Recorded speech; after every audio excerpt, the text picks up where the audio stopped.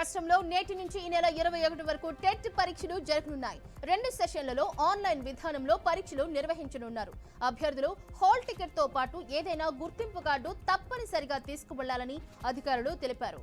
Hall ticket లో తప్పులుంటే పరీక్షా కేంద్రంలోని అధికారులకు చూపించి సరి చేసుకోవచ్చని సూచించారు. ఈ పరీక్షలకు మొత్తం 4.27 లక్షల మంది హాజరు కానున్నారు.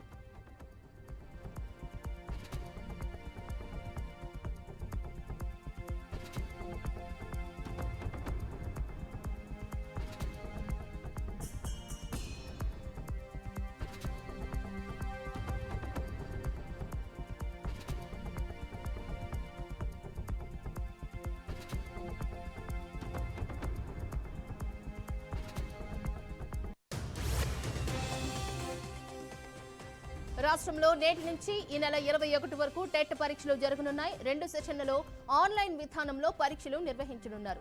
అభ్యర్థులు హాల్ టికెట్ తో పాటు ఏదైనా గుర్తింపు కార్డు తప్పనిసరిగా తీసుకువెళ్లాలని అధికారులు తెలిపారు. హాల్ టికెట్ లో తప్పులుంటే పరీక్షా కేంద్రంలోని అధికారులకు చూపించి సరి చేసుకోవచ్చని సూచించారు.